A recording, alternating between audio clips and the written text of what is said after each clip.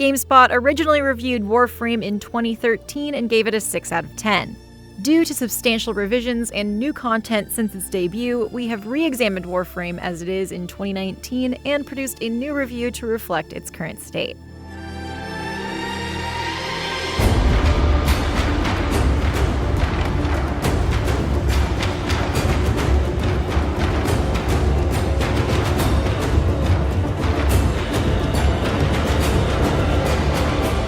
In 2013, a sci-fi loot grind starring a cast of space ninjas was an inspired concept. In our original review, we praised the fast-paced gameplay, but it was clear that Warframe lacked meaningful features that took advantage of its strengths.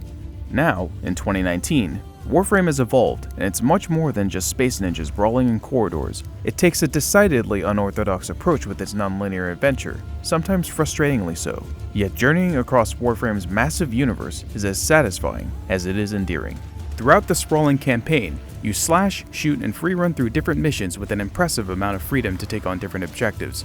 There's a staggering amount of activities to dive into, and with well over 40 hyper-stylized frames to utilize, there's a constant sense of fun and surprise when discovering how deep it all runs.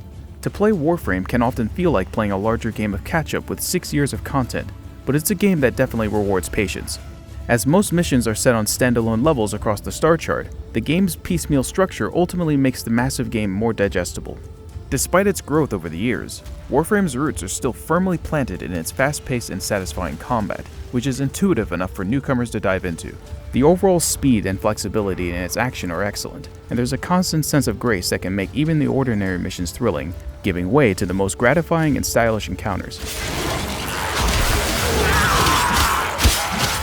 The true star of Warframe are the various frames, with each one possessing its own traits and abilities.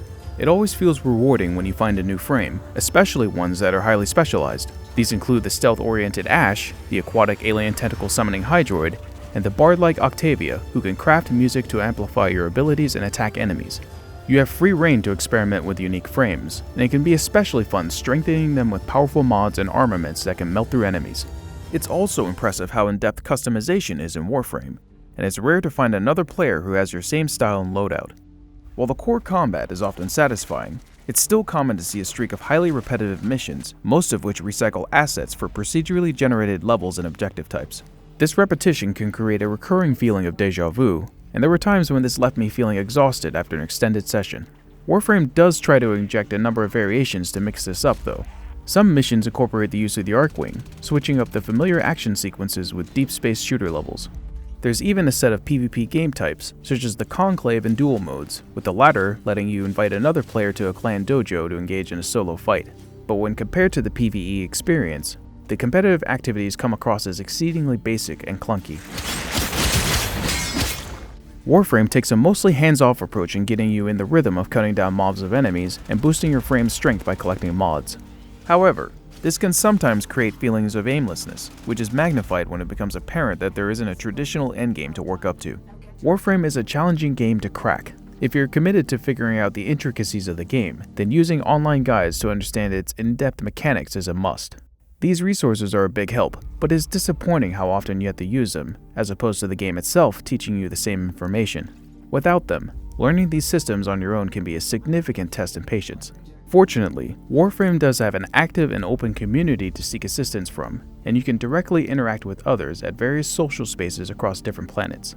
Stick with the game long enough, and you'll unlock access to the more involved cinematic story missions and open world settings, which left me wanting to invest more time to continue interacting with Warframe's characters. In the Plains of Eidolon and the Orb Valis, you can take in the sights of the large-scale worlds, engage in dynamic bounties and events with squads, and even learn more about the brewing conflict within each setting.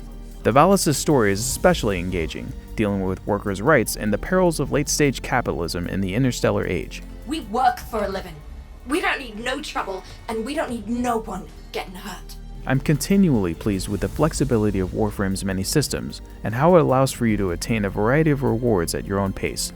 Of course, there's an assortment of items, weapons, and even frames to purchase with real money or with Platinum, Warframe's premium currency. Fortunately, most items in the game are attainable through gameplay, allowing you to get into the nitty-gritty of the game's content mostly unabated. The economy of Warframe is very active, and if you're resourceful enough, you can even trade some of your own gear and blueprints with other players for Platinum as well. When new content is introduced, the pathway to experiencing the quest or acquiring the next frame is available to all players. This relaxed approach is reassuring, especially for a game of this magnitude, and I generally found acquiring gear and new classes to be quite manageable. However, there are still some time sinks that feel mostly arbitrary, resulting in the expected and sometimes lengthy grind that's commonplace in free-to-play games. To that end, the primary intent of Platinum is to circumvent both investments of time and resources. It's interesting how much Warframe has improved, yet also how much has stayed the same over the years.